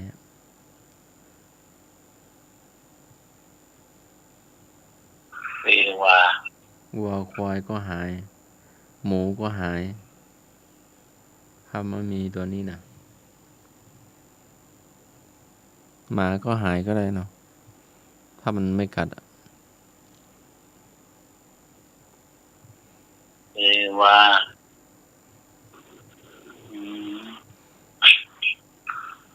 ที่ลุงหนุ่ยออก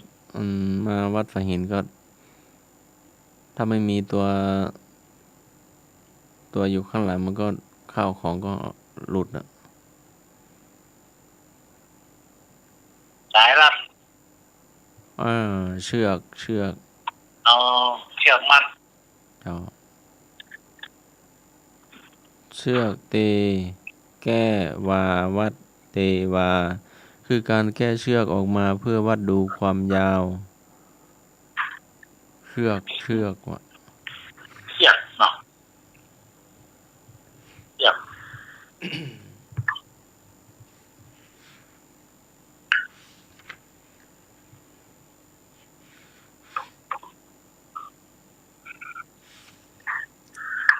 อย่าง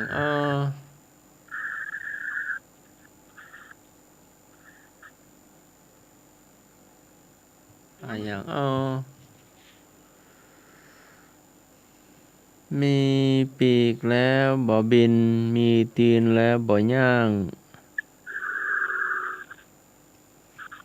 ม มีปีกเนื้อบ่บินมีปีกเนื้อบ่เตียว เจ้า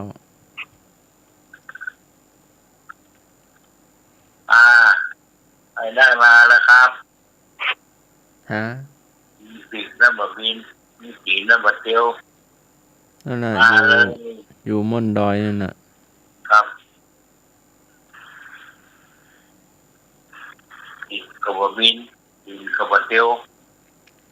เอา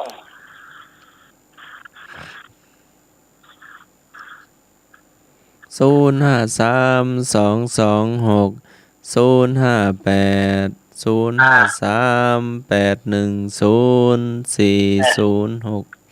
แม่โสธรแม่โสมาแล้วครับแม่เล็กลำพูน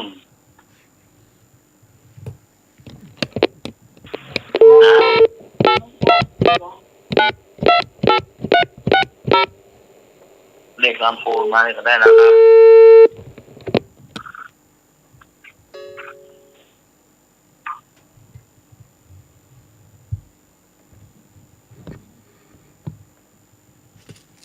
มีปีกยังไม่บิน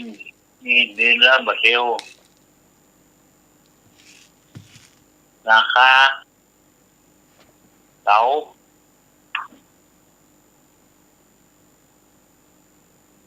เสากะ ครับ เสาบ้าน ตูเพิงกระท่อม ตูกน้อยมาเงี้ย เจ้า ตูกน้อยมาเงี้ยครับถูกต้องต้นยางเลยที่เจอต้นยางแล้วล่ะ เอาหางพันแวดตัวเอาหัวอยู่กลางอะหยัง เอาหางแหวกตัวเอาหัวอยู่ตรงกลาง เจ้า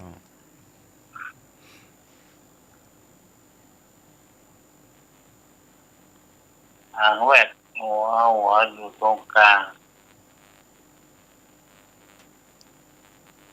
ลุงมือก็ค้ำดูอ่ะดูรอบแอวอ่ะ จาง เข็ม ช้าง คัดไปแห้งนะ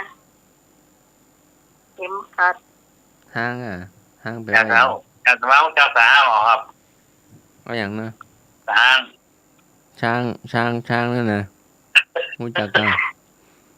ช้างน้อย จา น่ะ ง เข็มคัดอ่ะ เอาลูกหน่วยว่าเป็นช้าง จางต้องเหลือห้องสางครับ ไม่ใช่ช้างให้สมัคร ยามมาแล้วเลย มา ไม่มีกำฟาดอ่ะ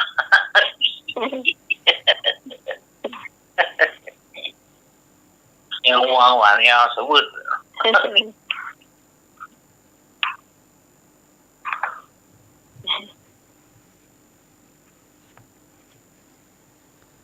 คือเนี่ยจ้าเมื่อวานเอวแล้วนะ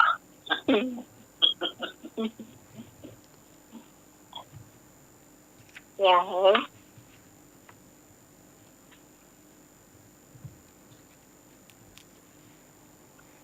แม่ยิงหันแม่ยิงกาย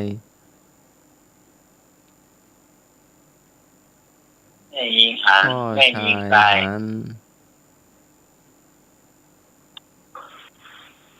แม่ยิงหันแม่ยิงกาย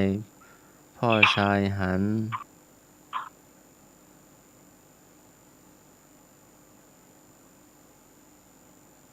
พอเข้าใจคำถามเนี่ย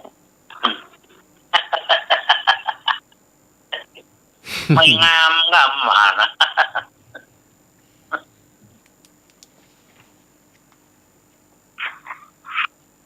แต่งตัวมางามงามหวาน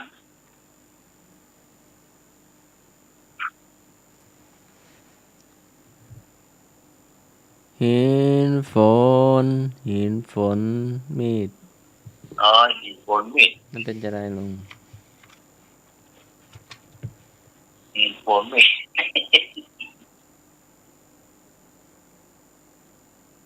ห กำไปเท่าศาสตร์กะลากำมาเท่าตีนช้าง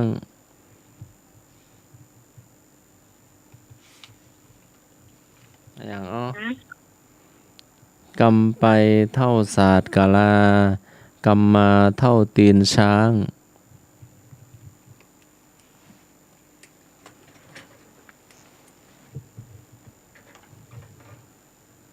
เอ๊ะแม่นแล้วเฮ้มีสายแล้วรับสายก่อนนึง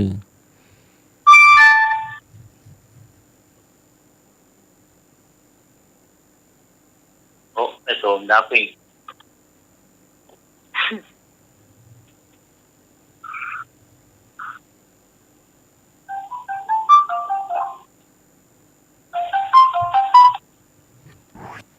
ครับผมครับอาโตมอย่าอ้อมาเลย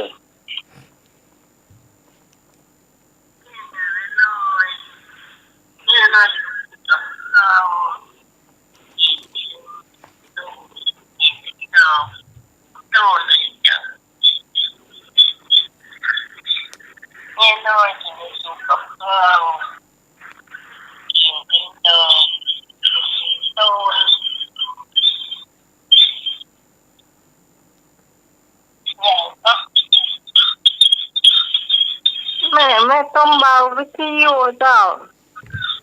มันฟังบ่รู้เรื่อง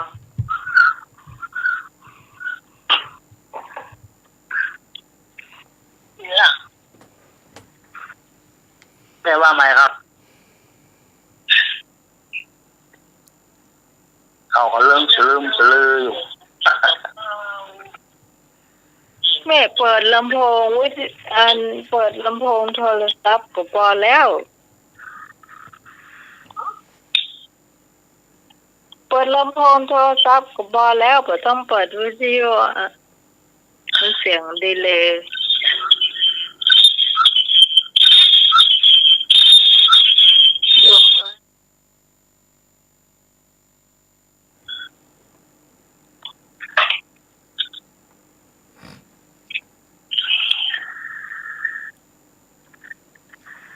ครับผม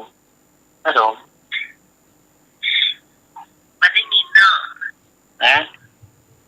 มันได้ยินนะครับนี่ครับนี่ก็ไม่ลงไม่น้อยสิเลยดูกับข้าว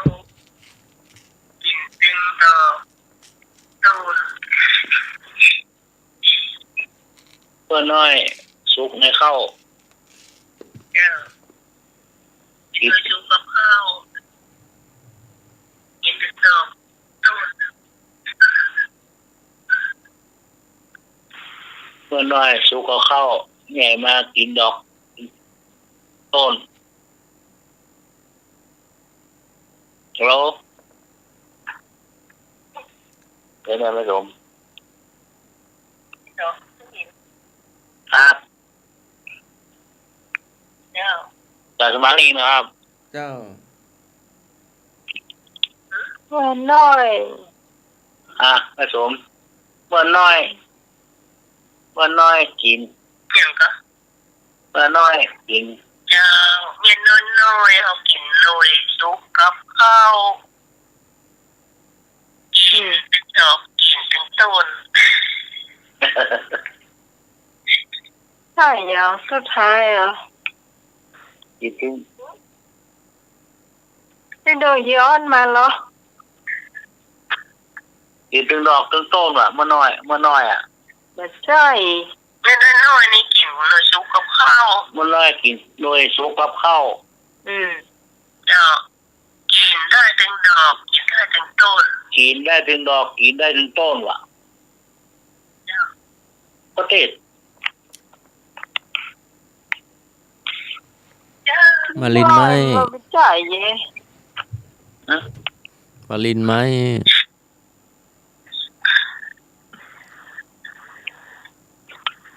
รีดไหม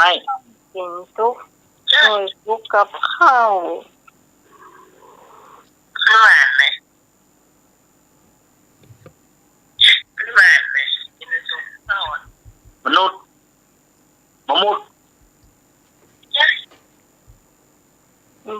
มันไอ้หนู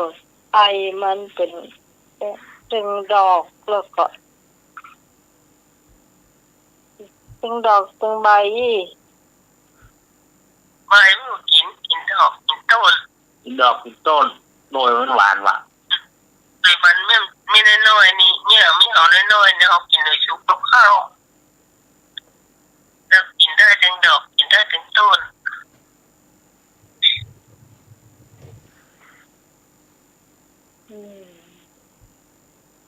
ได้เป็นดอกได้เป็นต้น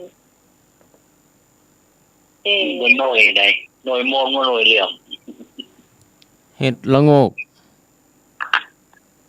เห็ดเถาะ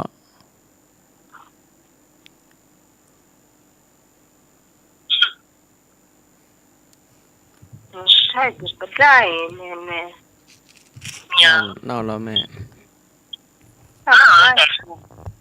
ครับ แล้วเนาะ ครับ เจ้า โอ้ยเจ้า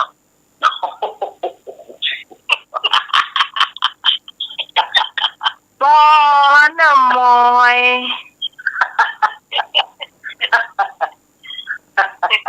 แม่นจ้ะ ครับไม่ละ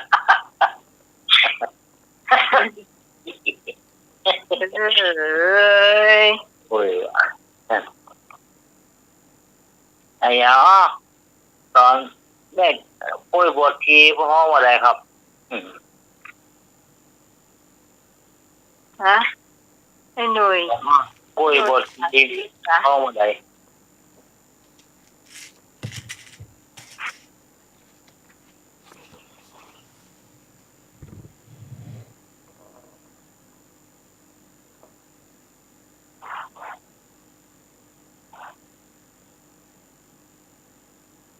โอเคกัน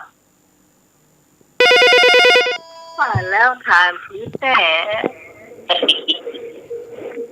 ครับ ให้ดูพูดใหม่ดิกล้วยบัดชีถามผีพี่ก่อน แต่บ้านพี่กรณ์ก็เรียกนาลีจำศีลนะไอ้หนุ่ย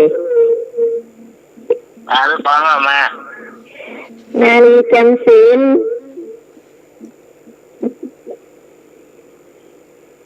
นาลีใจศีล นาลีจำศีลเขาเรียกเล่นกันนะตอนเป็นเด็กๆ จำศีลถูกต้อง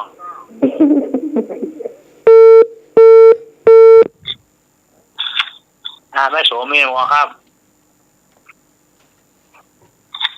พระเนนมีพระโอปสมบทเนาะมีครูบาอาจารย์นะมีตัวเจ้าอีเตอเนาะกับคนบวชเธอแล้วแม่ชีอ่ะมีภายเป็นคนบวชเจ้า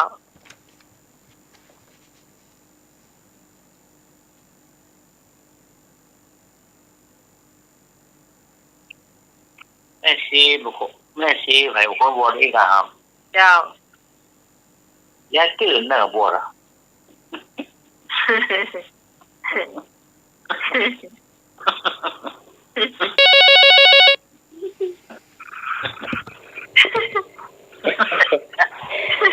น้องใหม่จะไปวัดน้องใหม่ก็บวชคนเดียวอ่ะสิ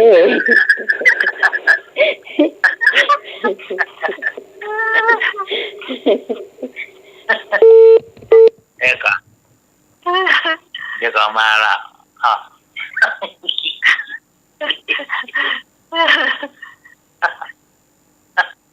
าโมง10 โมงมาละ เนาะโอ้ย้อนเนี่ยกันนะง่ายดี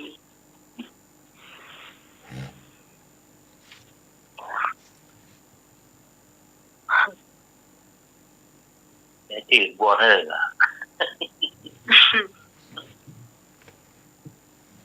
บวชเธอจะบวชขี้ค้านกินจ้ะ ครับเดี๋ยวมาละเนี่ยก็ วันนี้ก็ขนมเส้น เนาะ น้ำเงี้ยว วันนี้เราวันทำเนาะ นะจ๊ะจะญาติพี่น้อง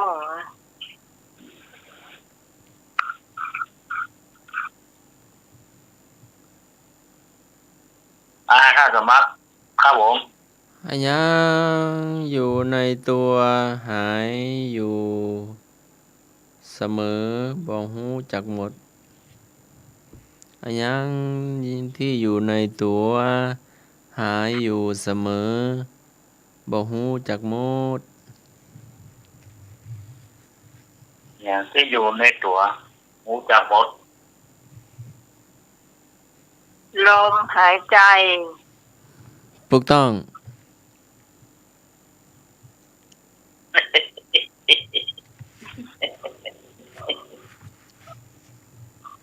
ถ้าขี้ค้านหายใจมันก็ตายแล้วก็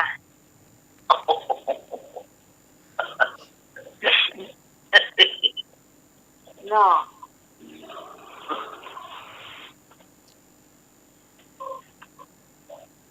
ขอสมาเลยขี้กับขี้แปลว่าอันยัง อ่ะ ขอสมาเด้อ ครับมานะครับพี่ก็พี่ว่าแปลว่าอย่างวะ มันกินได้นะ ขี้เพี้ย แม่นแล้วขี้ทูดกับขี้ปลา อีกว่า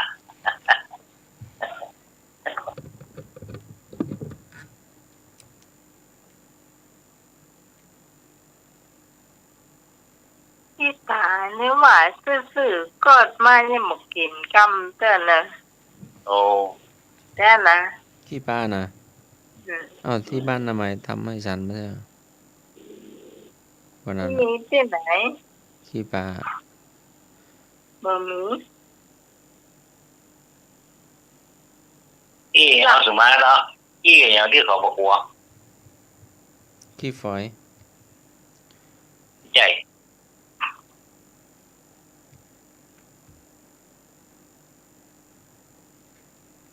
ขี้อย่างที่เขาบอกว่า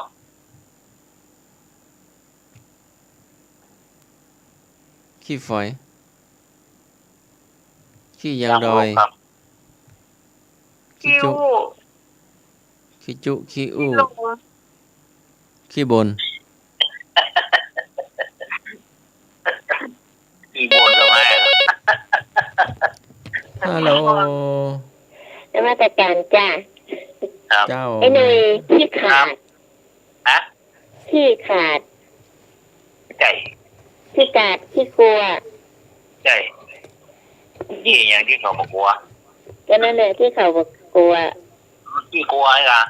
ที่ขาดอ่ะ ขี้ขาด แบบ ขี้ขาดขี้ขาดขี้กลัวขี้ขาดกับบลูกจ้ะ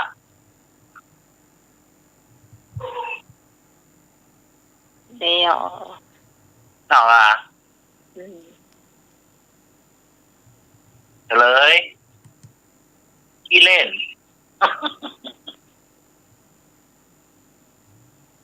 บอกกลัวอี ไม่กลัวอะไรขี้เล่นอ่ะ อ้อก็เดียวก็โดนตำนอนยากร้องเอิ้นกะ เล่นก็เหรออ่อนแล้วเหรออ่อนเล่นนะนะ โอ้เล่นในการพนันพอกะตกวงตกวงร้องเอิ้นตำรวจเน่าตำรวจหินตายนี่ โอ้โหแม่อะไรอ่ะ เนาะ เย็นลาบหรอกโลกละเจ้าโอ้โหสวัสดเปียกละ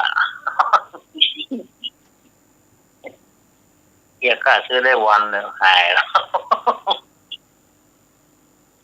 หล่นเมาหล่นเมาไม่ใช่โก้ไปเหี้ยเมาชมพูขอนนั่นหรือขอนดำเต้าเบอร์กับเต้ากันเหี้ยเต้า โตขึ้นโตขึ้นกับแปลงอยู่บนว่าลงมาได้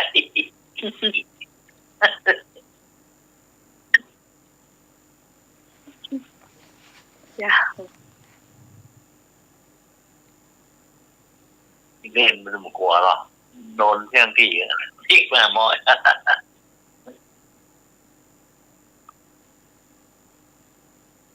มายัง นั่งได้อย่างเดียวก็ได้ น่าเจ็บหัวเข่า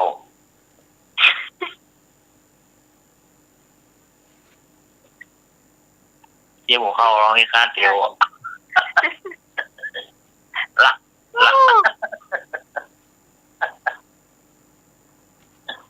แล้วก็เตอะ เอาก็ได้แต่เอ้ยคำถามนี่นะคำตอบว่าล่ะ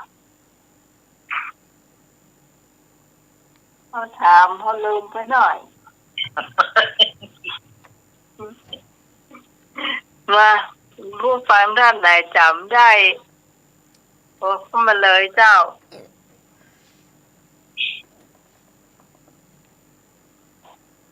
ฉันเล่น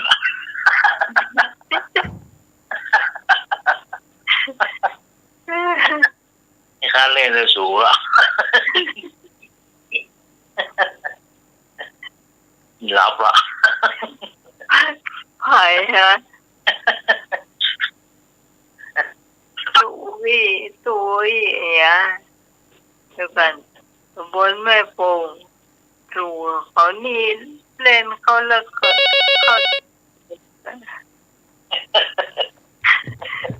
สวัสดีครับ เจ้า ขอถามขอตอบอะไรมันมานั่งแม่นก็ครับ นั่นล่ะรู้ มานั่ง เจ้าต้องถามจะตอบพนัก นึก เขาลืมไป มันนั่งยิงฝากอ่ะ เขาลืมไปอ่ะเขาตั้งคำถามเขาหลวดตอบไปนะฮะล่ะ เดี๋ยวผมขอถามจะง่ายนะครับ เอา ครับ โคควายนำหน้าโซเสื้อตามหลัง อ้าว คือหยังมีแปดก นำหน้า ำโคควายนำหน้าโซเสื้อตามหลัง ร้อยโกนเนาะ ครับ 2 ตัวเนาะ โซเสื้อตามหลัง ช้างช้างช้าง มาจ้างครับ คอควายนำหน้าโซ่ โซ เสื้อโกน เสื้อตามหลัง มีกี่กรรม มีแปดครับ โอ้ชอบตัวใน4 กรัม จับได้ก่อนลุง มันนั่งสมาธิ โอ้นั่งสมาธิ สงบ สงบสติอารมณ์ ถูกสองกรรมครับ สงบ สะอาดสว่างสงบ มาใจ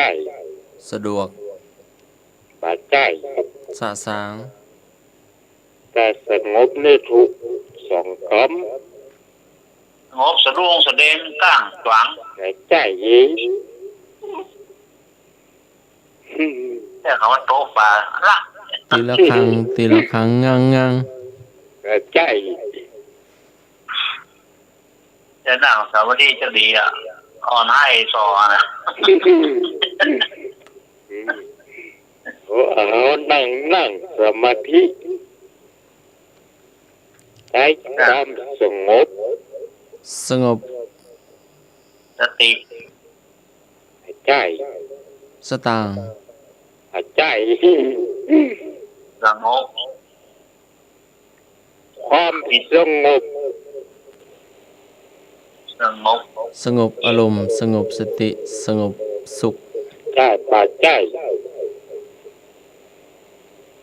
นั่งน้องไหมอะไร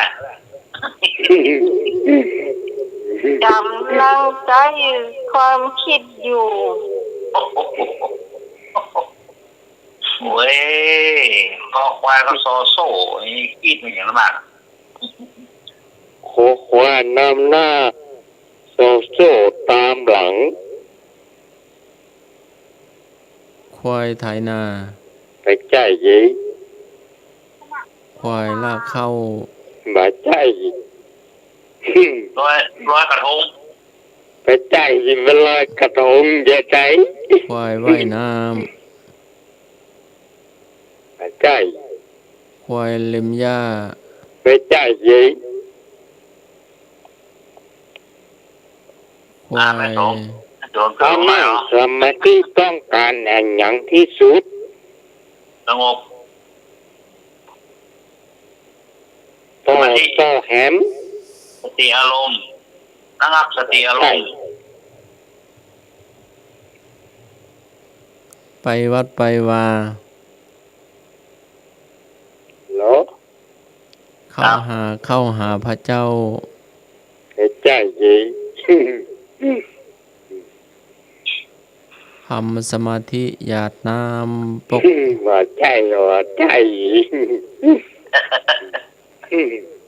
แผ่เมตตาอุทิศส่วนกุศล เนี่ยว่าใจจะครับ ควบคุมสุขความสงบสติอารมณ์ระงับ เนี่ยว่า ความ ใจจะ ชั่ว ครับ สติสมัญญะ ไปใจยิ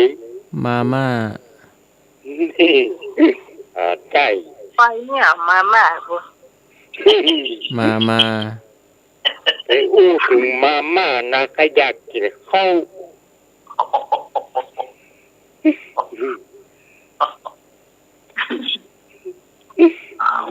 อูดิวแต่โซโซ่ขอควายโซโซ่อันยกเลิกบอก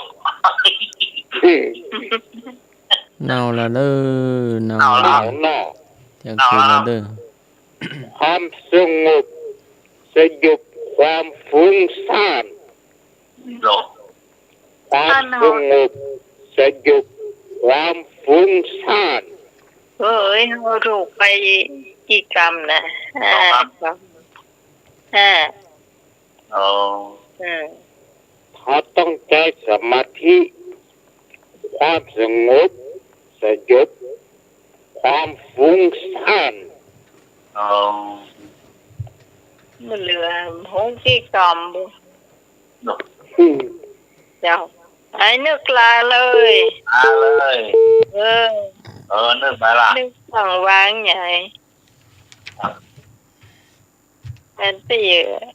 ลาก่อนเจ้าไอ้นึกเจ้า นึกมา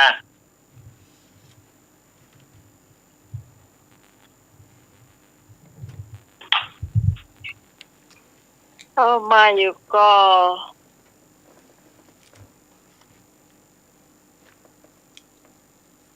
มาเข้ามาให้หนุยลา ครับโอ้โอ้เวลาเขาเวรกับคำเดียว มาอยู่เจ้า คืนนี้ผมขอให้ทุกคนอยู่ดีมีสุขนะครับ เจ้า ขอให้หลับฝันดี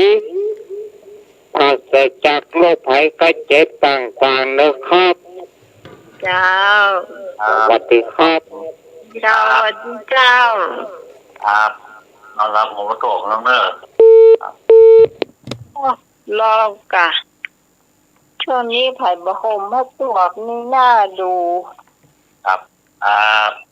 เนาะอากาศมันเริ่มเย็นแล้วครับวันสาราจะมโหสมุสวัสดิ์ครับเมตตาเวลาครับผมสาราการสมัครครับผม เจ้าลุง รักอาจารย์เรียกโบนะครับวันเดือนสิบพี่สมัยครับผม เจ้า มีธรรมะเกียรติทุกท่านทุกคนนะครับครับสวัสดีนะครับผมร้อยสาวครับผมสวัสดีครับมาละแม่สมมาลาละครับแล้วก็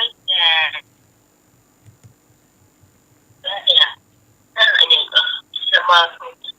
ครับจะไม่แชร์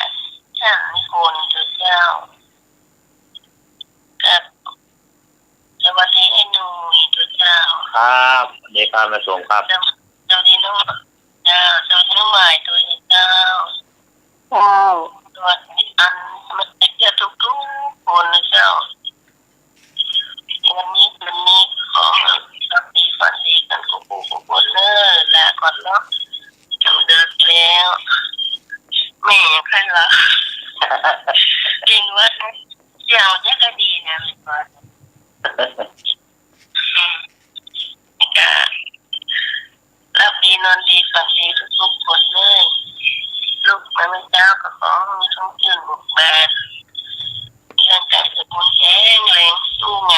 ไปนะจ๊ะสวัสดีจ้า ครับ